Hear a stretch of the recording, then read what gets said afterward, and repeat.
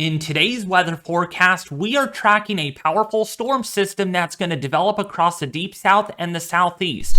This storm is likely to bring inches of rainfall for these areas, along to go with some strong winds. Then we have to keep an eye on California very closely, as several storm systems with atmospheric rivers bring inches upon inches of rainfall and snowfall, along to go with strong winds. Then lastly, we have to keep an eye on these above average temperatures, especially for the northern tier of the United States, as record high temperatures are very much possible. Welcome back everyone with another detailed weather forecast. My name is David Schlotthauer, and we will be breaking down the weather in great detail over the next several days, as we do have active weather coming. Looking at the Euro model for tomorrow morning, with our first storm system that's going to really set up shop across the deep south and the southeast, this is how it's going to play out. We got a storm system developing over the Four Corners, northern Texas, for Wednesday morning, December the 13th, and we can see it right here. Some of the green colors, we might see some sporadic showers and thunderstorms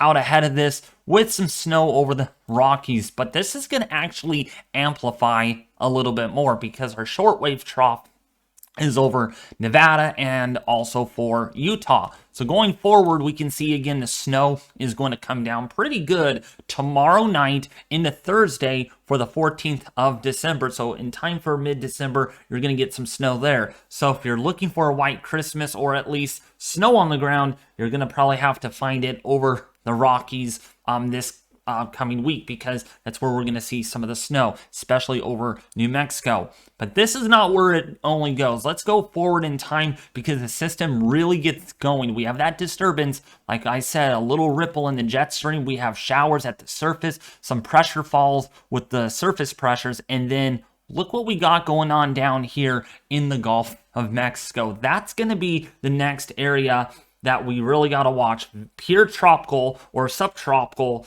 characteristics with this, with a lot of atmospheric river moisture. This is going to be forced northward by our developing upper level disturbance coming off the Rockies into the Central Plains, and that's going to really unleash a lot of baroclinic deepening. So when we go forward, we can see with what the Euro wants for this weekend. And you can see here by Sunday, December the 16th, we can see where our surface low is. And by the way, these dark green colors do indicate some pretty intense rainfall rates of over 3/4 of an inch an hour. So if you are across Tallahassee, Florida, Orlando, Florida, if you're in Atlanta, Georgia, Augusta, Georgia, Savannah, Georgia, please be aware of this system.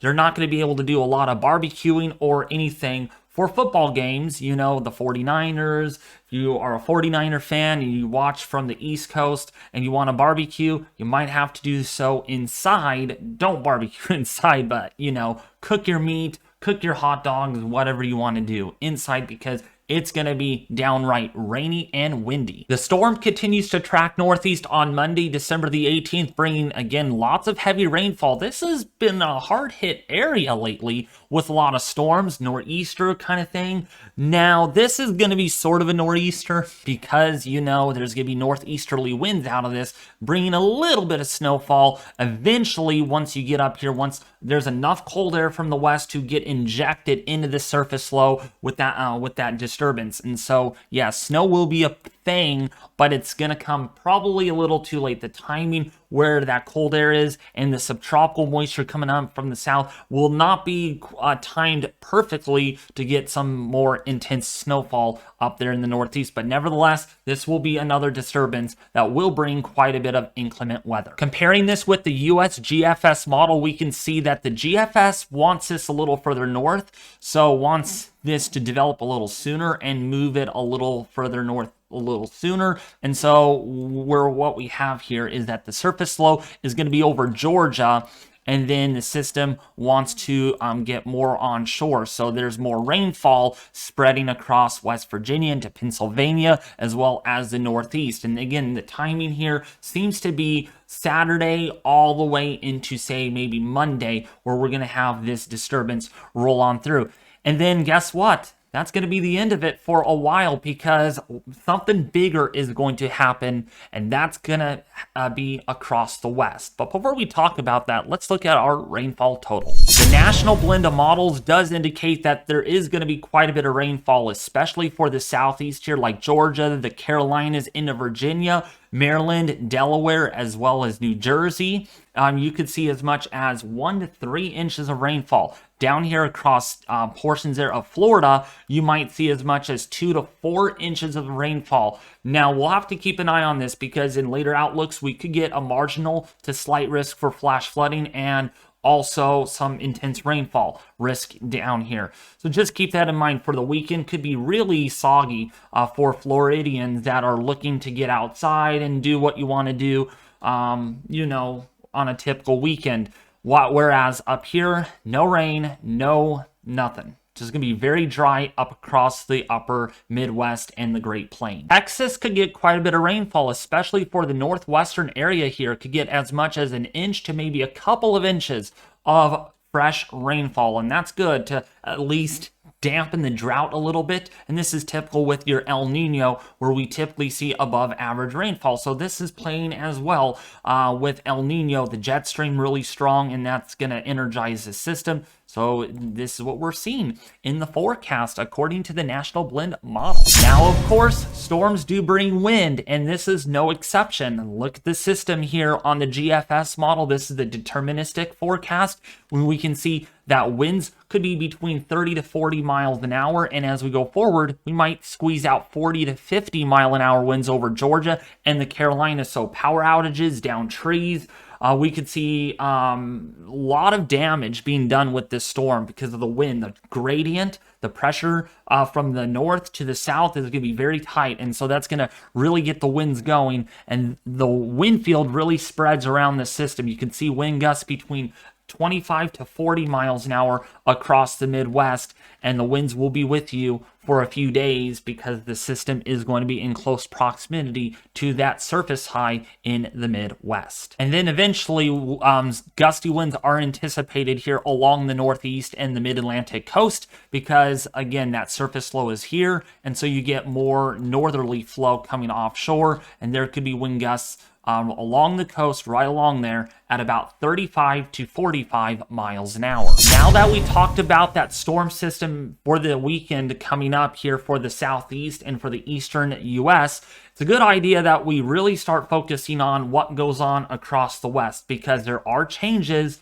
coming. Okay, the Midwest, you know, like the Rockies and Northern Plains, not going to see much in the way of activity. But if you're in California, if you are in Nevada, even if you're in the southernmost state of Oregon, we're going to see a lot of storms, folks. And this is a dramatic pattern change that is coming. Strong winds, just kind of illustrating this. We're going to see a lot of rainfall, days and days of rain. Okay, so we are going from days and days of sunshine to days and days of rain. So it's just kind of like a yin yang. We're going from white to dark, in other words. And that's what we're seeing. So this look at the GFS model, we're just going to skip ahead into Sunday, December the 17th here in about 5 days from now. And we can see our first in a series of storms will make its way onshore. And we can see a leading edge of that moving over California. Now, there has been some uncertainties among when this gets here and how much rainfall we're going to get, but we're thinking right now it's going to be more like Sunday afternoon into Monday when we'll get our first push of moisture onshore. Snowfall levels are going to be very high with this one, so just keep that in mind. Right around 7,000 feet is where our snow line will be. This is the warmer system, as it typically should be with an El Nino. And then by Monday, we get another reinforcement with that moisture, with some forcing aloft, and so that's going to squeeze out more rainfall. And then there's a short break. Well, I don't call it a really big break at all. And then by Tuesday night, we get our next storm system moving on through, and this is the more uncertain one. If this stalls perpendicular to the mountain ranges or kind of shunts the moisture like what we're seeing here, we could pick up a lot of rainfall, several inches perhaps, because there's a lot of high P watts that are associated with this. And then that eventually goes into Southern California by Thursday.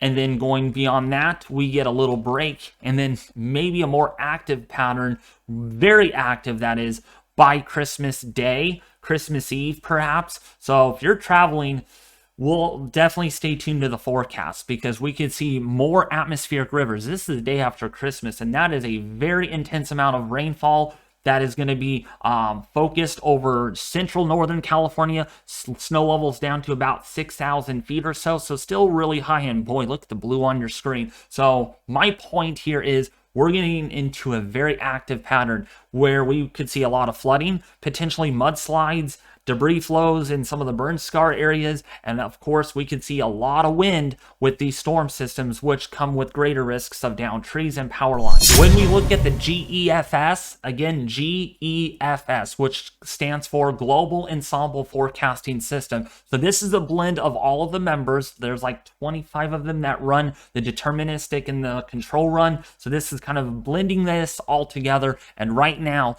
through, I would say, Christmas Day and the day after, we could be looking at anywhere between 2 to 4 inches of rainfall. This has been on the uptrend for California versus yesterday's run. Look at how much rainfall there was compared to today's run, going higher and going more intense. And so we got to really watch this. Now, if you're specific, what does a deterministic show? Yeah, probably 6+ inches of rainfall in the Central Valley, with some of the mountainous terrain in the lower elevations could pick up a foot of rainfall through the next 10 to 15 days. That would really be a big issue because reservoirs are really full to begin with. I mean, 80 to 90% full. And so we're going to add more rainfall and more water runoff to these reservoirs, and that's going to really fill them up pretty quickly. And so we'll see how this plays off, but it's looking pretty significant. Snowfall totals on our deterministic forecast. Really quickly, I wanted to show you this.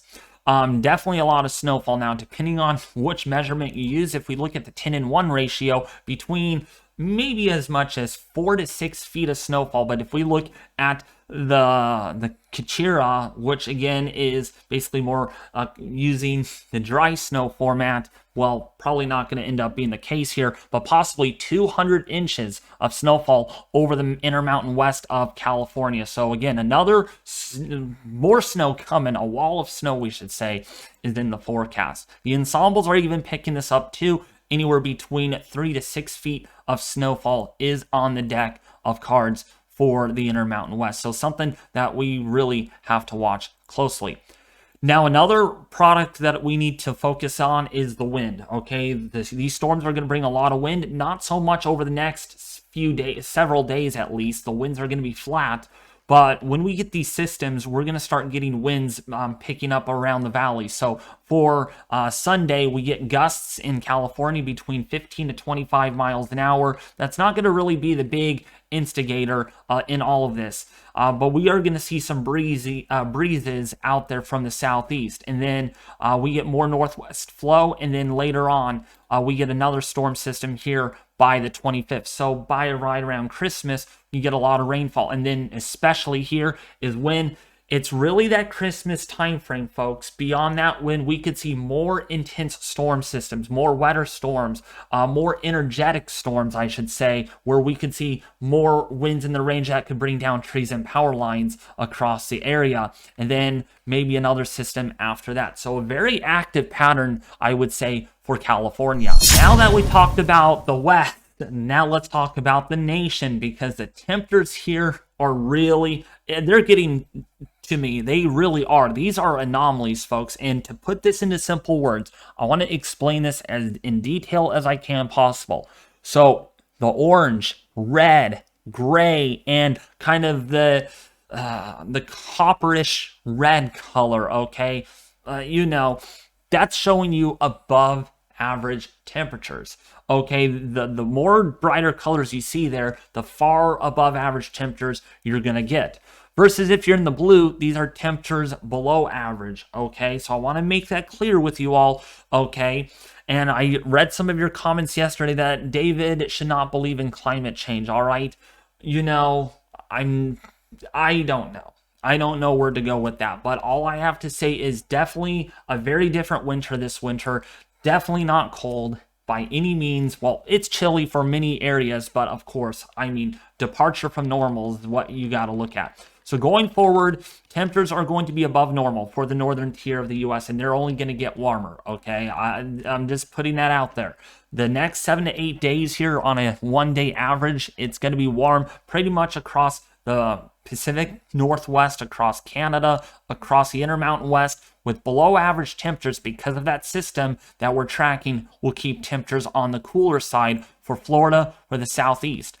Now going forward here, this is when it really gets concerning. I mean, this is the ensemble forecast, folks. This is not your deterministic Euro. This is the ensemble, the blend of 51 different members, showing us that temperatures in the Midwest could be anywhere between 11 to 15 degrees above average. So there's no Arctic outbreaks coming. Don't say, oh, there's going to be an Arctic outbreak, David. It's on the deterministic forecast. No, deterministic is only one model that is ran at that particular time.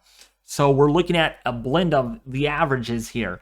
So for the northern tier, we can see temperatures maybe even 20 degrees above average. How about this in Canada? Like if you're in Saskatchewan, Manitoba, British Columbia, Alberta, Canada, you could see temperatures here between 25 to almost 30 degrees above normal.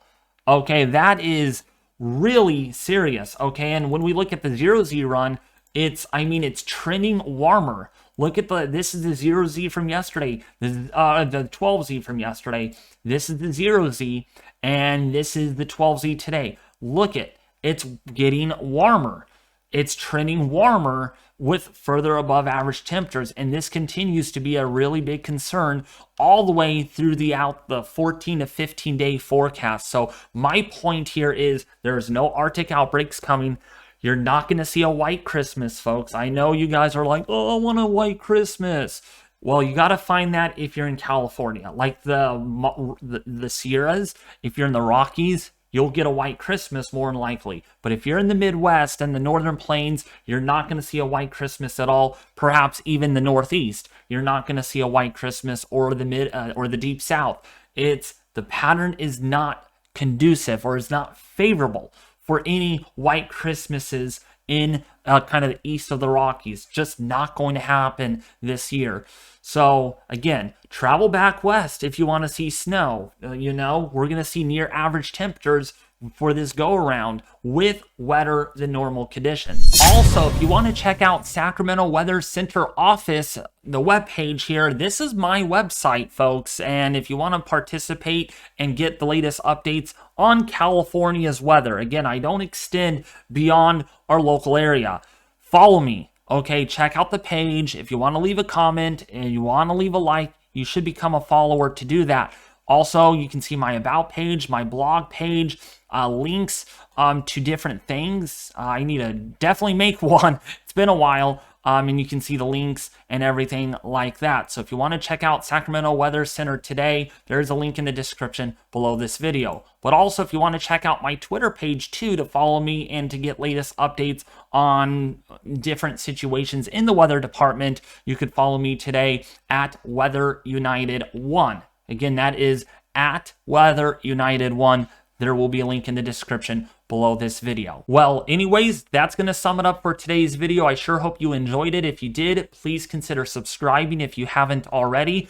Get those notifications, folks, by enabling all notifications for the channel, giving this video a huge thumbs up, and leaving a comment in the section below this video. I will be back in the office tomorrow with another weather forecast on the latest situation for the Southeast and what's coming for the West, because yeah, our pattern is going to be changing dramatically.